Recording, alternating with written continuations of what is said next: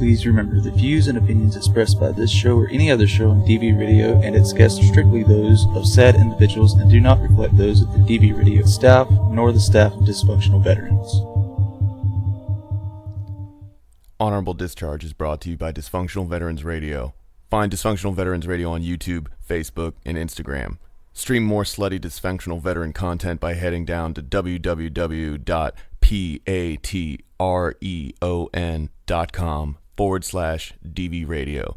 That's www.patreon.com/DV Radio. Subscribe and get access to all the media and entertainment made for veterans by veterans. You can also download DV podcasts from Podbean, Stitcher, Google Play, and iTunes. Help the DV mission by donating to the DV Farm at www.dvfarm.org. That's www.dvfarm.org. If you want to donate to DV Farm as your charity of choice, you can do that through www.smile.amazon.com. Select the DV Farm as your charity of choice, and a portion of your sale will directly benefit our fellow veterans that need a hand up. 3, 2, 1.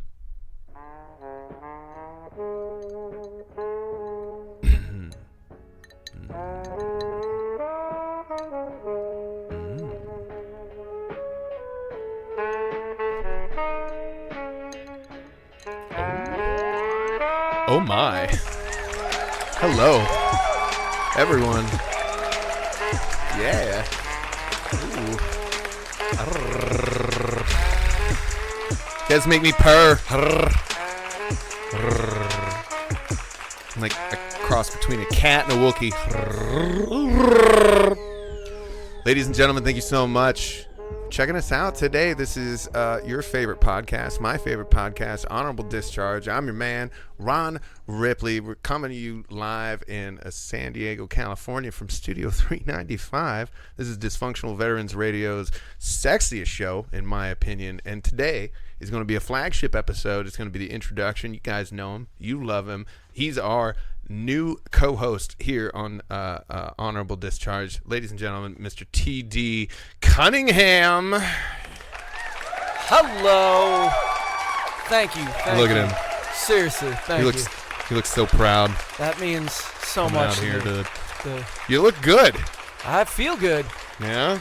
All right. Shut up, everyone. You're making him horny. Quit it. Well, I'm always horny. Welcome to the show. You are the new co-host of Honorable Discharge. And so now it's Ron Ripley and TD Cunningham. Dude, I'm telling you, I am honored to be the host of Honorably Discharged. You look honored. You look sweaty. I'm always sweaty. I'm a sweaty man. Well, that's part of the gig, man. In case you don't remember, the man TD Cunningham is an active duty Marine, 15 years. He's got 5 years left. I am an Air Force veteran. I was in for 5 years. I've been out for 15. We're like polar opposites. I'm an eerie look into his future. He's a beautiful look into my past. And together we're gonna wreck your earlobes and lick your lungs. I think That's what we're gonna... honestly, I think that it's like a perfect match because I mean, we're almost the same age. I think. What are you, 37? Oh, just turned 38. Yeah, man. If I'm a day. I turned 38 in a few weeks. It's a slutty age. It's good. It's just how that's actually a part of the show that we're putting together with Vet TV has that same idea of people that are around the same thing, but they're in different They don't know places. this. They don't know. God, there's so much catch up. For you guys don't know, TD was just on deployment, and I hit him up and I was like, "Hey, I think I'd love to have you be a co-host." And he's like, "Yeah, all right. Well, I'm out of CONUS for a little while." So and then we came back today. We just spent like 2 hours kind of shooting a promotional video that's like starting out our venture together, I suppose. And that was a lot of fun.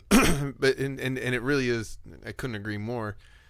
It's a lovely little marriage between Air Force and Marines. Yeah. And part of the reason why I really enjoyed the idea of bringing you on was the combination of our military service, the combination of our comedy careers in and around San Diego, the fact that there's desires for veteran content out there, which is just a fun kind of thing to bring to the case. But we both have very different perspectives, and I think that's what makes the show fun. In that, while you're active duty and you got to be, you got to be G.I. Joe still, I get to be fucking pretty much like you're Thor. You're Thor in like the first movies. I'm Thor in Endgame when he's like the Lebowski Thor, just like everything is lost. People say that. People say that, but honestly, the slack you have to pick up as a veteran. So when you're out in the world, like I'm in right now, so I can snap on my neighbors and scream, and everyone's like, oh, I don't have to present the best foot forward that veterans who served, because everyone knows you served, any neighborhood, any community you live in. Right. They all know, like, oh. Usually you're living around people that have also, like, you don't have the luxury to just disappear for 3 months, or you got to stick it out with your family. You can't be like, oh, sweetie, I'd love to carry this conversation, but government says I got to go to Hawaii for 3 weeks. Do some stuff. Hit like the par threes, what I'm talking about? We get a lot of, thank you for your service, thank you. But anyone who's been in knows a vast majority of that is kind of a free ride, and we're putting in, and I don't say this as like an ammo tech. I'm a recon Marine, man. Like I've been. That's why I like you. And I do a lot of the type of service that people often lie about doing. That's the type of stuff that I'm in. And I just want to go, like, I was a space shuttle door gunner. I'm a really good space shuttle door gunner. Yeah. But I'm so good at it. When I think about it, I see the people living in the world, and it's like you have a much bigger stake in it. Like, you have a much bigger responsibility to be like, hey, you know what? I am holding down a job. I am doing the right thing. I'm paying my taxes. I'm not screaming at my son because he striked out at Little League. I'm not snapping in the grocery store. Like, the things that everyone thinks a veteran is going to do, the things that everyone just expects us to fucking lose our shit over. Because a lot of people For me, look it's at service. traffic. Yeah, I me fucking too, freak out in traffic. Fuck all of you on the road. Fuck you. Do you not know what a turn signal is? Fuck you. Dude, good idea moving to San Diego because you I know. can't deal with traffic well. Assholes. I don't like the cold, so I was thinking Alaska. Well, the thing is like you're at 15, you got 5 left, and I've been out for 15, and by the time you're out, I've been out for 20 years, and the thing is like, for me, when I got out, my journey, it was different. It was, it's like I left Hawaii after tours in Iraq, and then, I moved to upstate New York with, my now ex-wife. What part? The Adirondack region, yeah. Glens Falls, north of Albany. Albany, dude. I'm from Albany. Oh, Glens Falls. Yeah, right. Saratoga. Yeah, I know exactly Saratoga. Wilton. Yeah, dude. Wilton ass hillbilly. Fuck you, East Coast Wilton ass motherfuckers. But no, so I moved there, and then I got divorced, and then I moved to California, and then when I got to California, I moved to Mammoth, and I lived like up in the mountains and like learned to snowboard, and then I started engaging education. And so, like, once I got out, there was a legitimate 7-year period where I was like, I don't know who the fuck I am if I'm not polishing my boots and getting ready for push-ups at 5 a.m. And then you figure out that, like, you have this freedom. There's an overwhelming sense of it. And then your life is just on this chaotic spiral. And you really have no kind of, it's free fall. Yeah. And it's not something that you're used to. And now, whereas you and I are now like the same age, and you're an established family man. You're a respectable human being. You've got this job. You've got a beautiful family, live in a nice place. So for you, it's, I hope you don't like get out and get divorced and move to Absolutely Saratoga. No. But it's once you get out, there will be that whole like, oh my God, fuck my neighbors, fuck this, fuck that. Can I sleep until 9:30? 9:30? You mean? See, like, it's crazy. There'll be a lot of that, and you have yet to even hit it. It's crazy you say that too, because and I can feel it when I talk to you about the self-disparaging stuff about like, oh, only Air Force. But dude, you were in combat, and like a lot of people I know. To be clear, I mean, I don't have any kicking indoor stories. No, that's that. Dude, a lot of people that I know who were Coast Guard or National Guard or Air Force, they always seem to be apologetic about their service. But you know what happens is a lot of the times those guys in those units or those women, those people in those units, someone says, hey, you're Air Force and we just got slated for a pump to Afghanistan or Iraq, so strap the fuck in for the next 19 months because training's going to be like really hard because they think we're soft and I think we're soft, and we're going to make sure that no one in this deployment is, and like sometimes your training regimen for things at that level are, I mean, and it sucks that you guys go through this. You do what you serve, you put in your time, and then you pop out, and you're like, oh, I was just whatever because, you know, I wasn't kicking indoors. Well, I remember when I was on job sites and stuff because I got out and I immediately went to carpentry. I was like, you know, I was a civil engineer in the Air Force, so I'll go and I will build shit. And then I got out and literally I figured out immediately the language is different. I couldn't ask somebody for, you know, I think in the civilian world, it was asking somebody for a rack of pins, is asking you for a sleeve of nails that slides in your nail gun. Hey, man, throw me a rack of pins, will you? Cool. In the military, it's just, you know, throw me a reload of nails or something like that. And it's like I do this job, but I literally have to relearn this career field all over again because there's just these little idiosyncrasies that just don't sync up. And that was all of my stories. You know, you go to lunch and they're like, oh yeah, you were in Iraq, and you're like, yeah, and like then you realize all of my stories start with, hey, that one time when I was in Iraq. You know, you're like that fucking bitch from American Pie. This one time at band camp. This one time when I was in the military. This one time when I was in Iraq. It's the same shit. And then, like, again, like, you TD Cunningham, will have to be faced with this, like, well, that's that whole, like, and the thing that I'm focusing on with that is honestly why I started comedy. So, I mean, when it came, when my wife was diagnosed with cancer, and that's kind of what put me, we got, the night we got married, it was in a courthouse, and by the way, that's not a shocker, okay? If you listen to the fucking episodes, you knew that. So don't sit there and be like, "What? What?" You fucking knew because you guys are fans and you guys subscribe. Go on. So the night I got married, my wife and I it was a courthouse wedding because we were gonna have a real wedding in a few months. When I got back from I had been passed at assessment and selection for Marine Special Operations Battalion.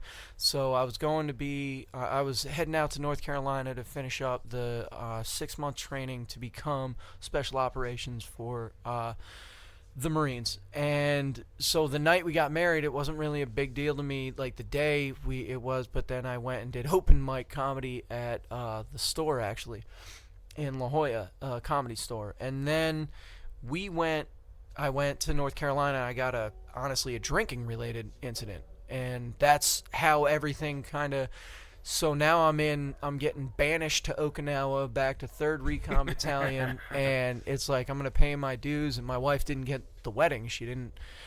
So I had kind of dipped my toe into comedy, and it was something I had that I was like, I was good at it, but I wasn't good at it. Like anyone else would have seen me and been like, he's not good at this. But I realized in relation to the people at the time, because I've talked to a lot of people. I can grow from here. Yeah, I was like, you've been doing it for how many years? And I've been doing this for 3 times, and I'm all right. Yeah.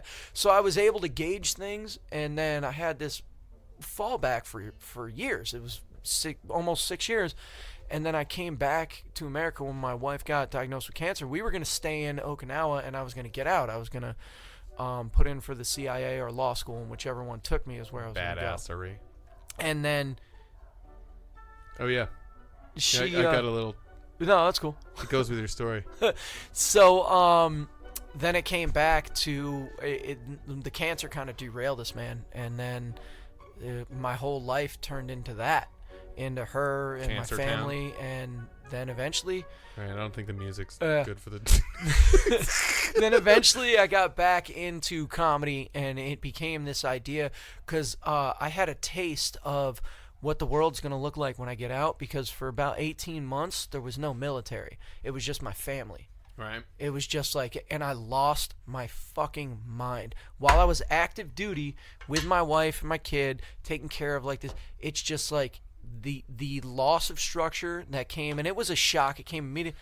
It was just hard to deal with. So and that is why you're here with me today, because I am the loss of structure. I am your chaos. I feel like comedy, because everyone was telling me it takes 5-10 years, and I was like, well, I got 6 years before I get out, 7 years before I get out, so let's start grinding. That's a good long play. And you think about and again, I think it's always a long play. I'm sure I've said this before on the podcast. If you look at anything that's got any kind of skill attached to it, it takes decades. Like Norm Abrams, master carpenter and woodworker. You can't get there unless you've been doing it for 30 fucking years. But Norm got paid in his first 5 years. Dave Chappelle, master comedian. Would you say? Would you agree? Oh yeah, master comedian. GOAT, greatest of all time. How long has he been doing it? Since he 25, was 30 17? years. Yeah. That's 3 fucking decades. But when did he start getting paid? I mean, he was on Robin Hood Men in Tights 2 years into his career. Yeah. So, I mean, and that's great. And he was still like, Blinken was fucking, hey, Blinken. Yeah. that was a funny bit. And that was, Mel Gibson, or Mel Brooks. Mel Gibson. All I'm saying is with that is a lot of people say, all right, to get to Dave Chappelle, it took 30 years, but then they don't. Like, but you look at his career and it's like, dude, there's so much cool shit along the way. So it's not like a 30-year always get black in there. hole. Exactly. It's some like, people think that. But I mean, they say it takes 7 years to find your voice. I would agree with that. Like, I don't think that's unfair. I think I've been at it for 4 years, and I'm like, all right, I'm still figuring out, like, do I want to be the military comedian?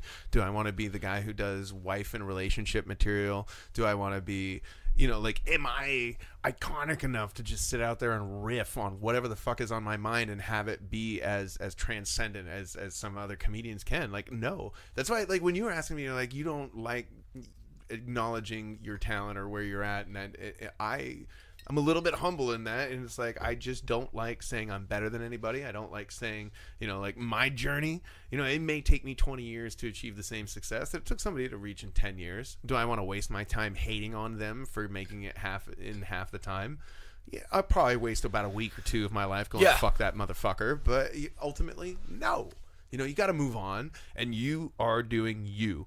If you're going to sit there and compare yourself to other people, you're going to lose track of you. Well, with me, I don't look at them when I see people get success that is kind of odd to me, I don't look at it like I hate them. I'm often in awe of it. I'm like, yo, did you hear the shit that so-and-so got? Because I loved gossip. I am a gossip queen. I fucking love that shit. However, I don't look at it from an evil place. I look at it you just like talking about what's going on. I mean, everyone gossips. The news is gossip. It's just like, did you hear what Iran did today? Oh, no, she didn't. Like, it's all a bunch of bullshit gossip. See that new Amy Schumer special? Yeah, oh, my God. The whole thing of the human race is talking shit about other parts of the human race, or going to sleep, or eating and shitting. Like, and now we have an iPhone, so you can shit and talk shit. I got to give up social media, man. Like, I feel like there's got to be something else to do while you're pooping. The problem, dude, what kills me about social media is, like, I gave it up for years, and then you literally can't do. I remember the first 4 months of comedy, I was like, yeah, I don't do social media, and they were like, you have to. I was like, I'm not. All you have to do in comedy is be funny. That's it. And they were like, okay, good luck with that. And then I couldn't get a fucking booking. And I started social media, and 3 weeks later, first booking, and it took off from there, It's not just social media. It's like, fortune favors the bold, squeaky wheel gets the grease, all these fucking, metaphors. You do, like, I've heard people bitching, at the store, like, I can't get booked. Fucking ask people. Yeah. You don't know unless you go out there. I still get rejected by people. Like, I get rejected. I got rejected by people that I've been my entire comedy career, and I was like, hey, man, your shows are doing well. I'd like to be part of one. And they're like, man, we'll keep you in mind. Yeah, dude. And it's like, all right, well, fuck you, dude. Almost every booking I've ever gotten, to a T, almost every single one came from me asking. That whole shit where I ask someone, I reach out to some of my friends. I was talking to someone actually the other day at ACC, and I was like, why aren't you booking more? And they were like, well, no one's booking me. I'm like, are you Yeah, asking? Are you asking? And they're like, no, I don't. My code is I don't. I think it's bullshit. Fuck your code, but I will. You're not gonna get. There's I will 1,000 of us. I will acknowledge the fact because I just got booked on a show by a guy that like I've been off his radar for fucking years, and I've given him free drinks at fucking music festivals and things like that. Yeah. I'm like, hey man, comedians drink free at my bar. They're like, oh sweet, thanks. What's your name? I'm like, hey, Ron Ripley, and they're like, cool. And then you go and you see him at the club a week later outside of that music festival, and they have no fucking idea who you are. They can't even tell you your name, and it's like, dude, I've given you hundreds of dollars worth of free alcohol at music festivals just as favors, and it's not because like I don't want to suck your dick or anything like that. Blah blah blah blah blah. But eventually, I've got goals. I finally did do enough sets, and this fucker came up to me and was like, "Hey man, hit me up. I'll put you on a show." And so then I'm booked on a show. But I'll tell you, so I'm like, finally, I got your fucking attention. But so I'll there tell is you that what. nice idea, like I like to be asked. But I'll then tell you, you gotta be worth it. I'll tell you what, man. There's no way he came to you just because your sets have gotten to a place they've gotten. He came to you because your sets got to a place where they've gotten, where people are talking about you, and oh yeah. When he heard that name, he was like, "I know that motherfucker." Finally, he got me a that's bunch just of fucking the thing. drinks, It's like and it's a mix, man. and that's therein is the lesson. Sometimes it takes years of being the better man to finally get on somebody's radar, and ultimately it's not because they're like this guy didn't fucking was like, wow, he's a great comedian, I think he deserves a shot. It's no, he'd be good on a lineup. I think I can put him between X, Y, and Z. It's never, and that's great. I just want to work. I don't care. Like I'm I just want to fucking work. Yeah, man. And that's like I can't do, like I'm almost at the point where it's like I'm giving up on mics. Like I like the idea, but like for 3 minutes I'll work out like 2 jokes that are like tweets and stuff like that. It's like, or I can work out 1 joke that I've been working on that's, X, Y, and Z. And that's kind of how I came up with some new material. So, like, it's not like open mics are worthless, but by any means, I love open mics. Open mics you are always never have worthless. to. You always have to like work on your every shit. town you move to, you gotta. But at the same time, it's like for 3 minutes to be sitting around one club for 2 fucking hours, listening to all the same blah blah blah drama from last week, and then go to another club and hear the same people talking about the same shit they were talking about the same club. You know where open mics aren't worthless is open mic is worthless. Calling them worthless, that was inappropriate. No. That was incorrect. Well, I misspoke. When an open mic is worthless is when you're in your hometown. It's like, how many times do I gotta go to fucking Chuck E. Cheese and do a clean separate? But if you're in like Hawaii, I was telling you about this earlier. Okay, so fair enough. Mic, yeah. So it's I always had navigated the open mic scene for the past fucking 2 years in San Diego, a little bit in L.A., but mostly San Diego. Navigated the scene, roll up to Hawaii. I'm like, hey, can you guys put me on a show? And they're like, we don't know you, and it's Maui, so we get people here all the time. So we've been burned a bunch. Here's that's like an open whenever mic. I go to New York. Yeah, they're like, here's an open mic, and I promise you I'll be there to watch you. I went, did the open mic. They did 7-minute open mics. I fucking did well, I thought. And then, boom, several shows line up, and they were like, hey, great job. Hey, can you come do this show, this show, this show? Yeah, and then you're like, yeah, I'm out of here next week. That would have no. They put me. I got to do all the shows, and then I did them all, and then bounced. I told them when I'm there. Well, that happened to me in Denver, man. I got put up on a show because I showed up to a mic. This guy bumped me to the last. Exactly. He looked me up on Facebook and was like, "Oh shit, I'm sorry." He literally came over and apologized. It's the first time this has ever happened. I was like, "What the fuck is happening right now?" And he's like, "Yeah, man, you can absolutely go up next if you want. Have as much time as you want. And then, would you like to work on a show that are you going to be in town like exactly?" And I'm like, "Yeah, man, that's cool." You got and if you didn't stuff like that when it happens, it's totally. But if you didn't know how to navigate the open mic scene, if you didn't understand open mic, you were kind of like, yo, fuck this. I haven't done mics in 2 years. I'm above mics. You rolled into Colorado like that.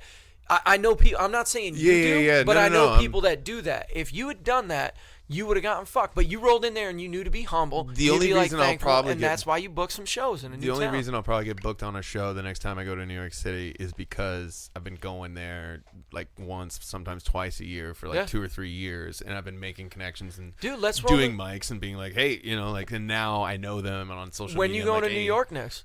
Fucking no. I'm doing school. Like I said, school's my next focus for the next 8 months. Oh my god, that fucking sucks. But then I graduate. Do you have a place to stay in New York City?